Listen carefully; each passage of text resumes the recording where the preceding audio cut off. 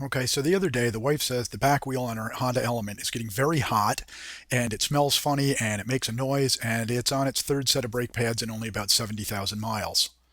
Well, that says to me that either the piston in the caliper or the mounting pins that it floats on are seized. So I'm going to get a rebuilt caliper and just spend a little time and replace it.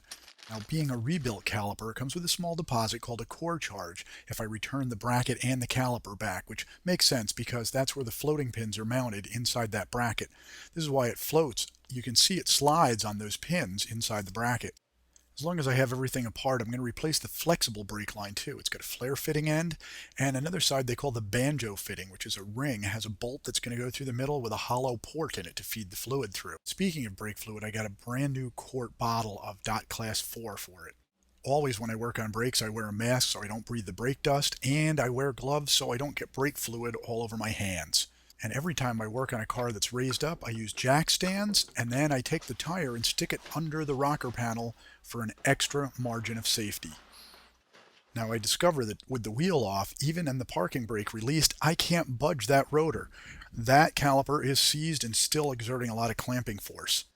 The flexible brake line starts behind the caliper and is attached to the body in two places, one on this welded flange and the other with this 10mm bolt behind the caliper. Let's remove that now.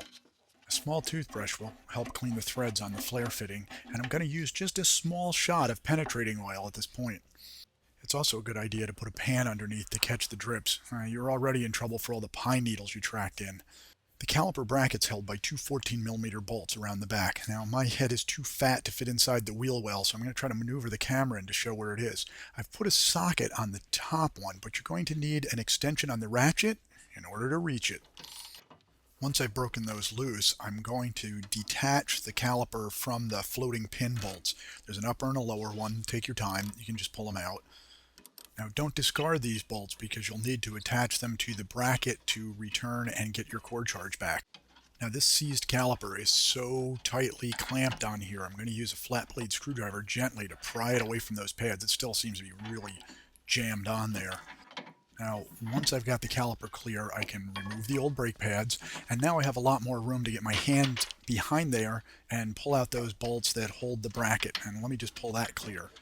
While we've been working on these bolts, the penetrating oil has been doing its job, and I'm ready to use a 10mm flare nut wrench. Now, this is a specially reinforced open-end wrench that will slip over that steel brake line and allow me to apply some serious force to this. Once I've gotten that loosened up, I'm going to use some locking pliers and pull out the spring clip that clamps the flexible line to that bracket on the bodywork. Now you'll notice that gravity is already starting to drain some of the old brake fluid, and that's fine. We're going to just put the new flexible line on, let that fluid flow into it, kind of fill it up, and you've got to twist the line around a little bit to get that spring clip to fit correctly on there. Then let's apply some force and really snug down that flare fitting nut. And don't forget the other flange connector with a 10mm bolt that's just behind the caliper. Let's put that back on too. Once we remove the special bolt out of the banjo fitting on the old caliper, you can see how it's hollow inside and it's got a port on the side to let the fluid through. Once the banjo fitting's removed, you'll see the special crush washer underneath, and then there's one under the head of the bolt too. By releasing the bleeder screw, I can let gravity help us fill the caliper from the new hose.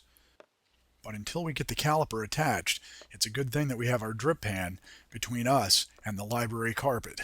Now we're going to attach the new bracket using our old bolts, and it is a good idea to use some of that liquid blue thread locker when you do replace them.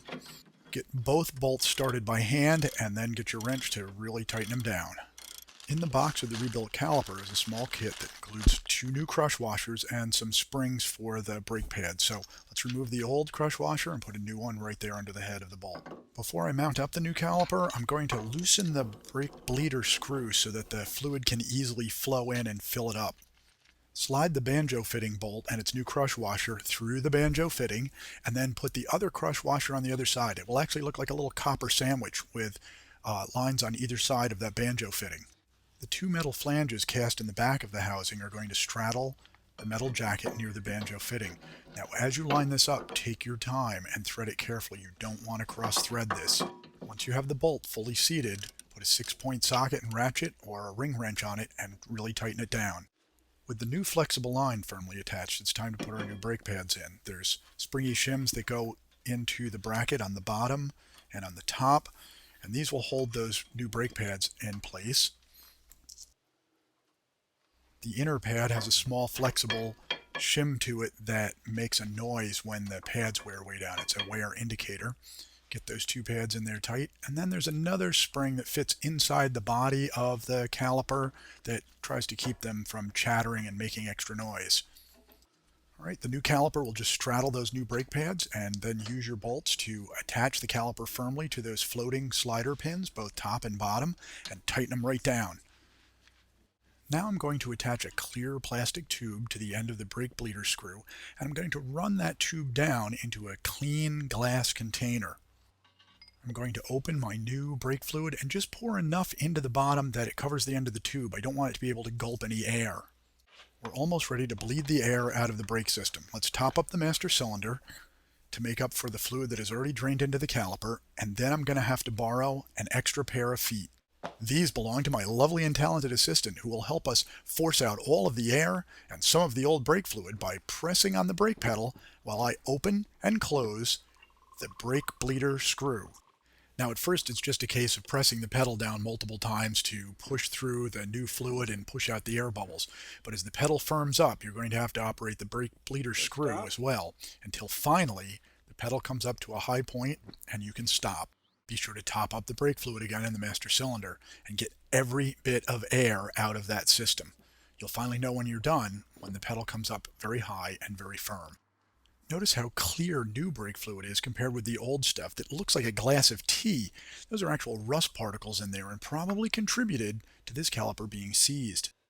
Once I was sure that the new hose and the new caliper were tightly bolted on, I put the wheel back on, lowered the car, tightened up the lug bolts, and took it for a short test drive. Well, let's take a look at the caliper we took off, and this may explain that smell and the using up pads very quickly. Now, this is the hydraulic housing portion. Here's where the fitting would go on, the banjo fitting, and the fluid goes in here. And here's the steel piston that would actually pinch together those pads against the rotor disc for the braking effect. Now, here's the real high-tech part. It's got this rubber seal here. It's made out of a special material that's meant to keep the brake fluid inside and all the dirt and grime outside. It also has a small groove that's cut into this portion right here that it fits in. You can see it's molded, this little rubber molding thing. It's supposed to sit in there, and the double duty that it has is that it acts as a spring. It's very flexible, it's squishy, and it's supposed to, when you take your foot off the brake, it's supposed to retract that piston back into the cylinder bore here. It's supposed to actually push it back in. And if this is not in the groove, or this rubber gaskety material gets very old and brittle, it no longer has that springiness to it. It's no longer going to do that, and I think that's been the problem with this. This rubber guy here seems to have come out of his groove a little bit. He's not pulling that piston back in, and that's what's going to make those brake pads wear a lot faster, give you some heat, give you that funny smell, and it's almost as though you were riding around with your foot slightly on the brake all the time, because the piston would always be extended and not pulled back in the bore. So if the rear wheel on your Honda Element is getting hot and it smells funny or makes a noise, take it to your favorite repair shop and say, "Hey, I think I might know what this could be."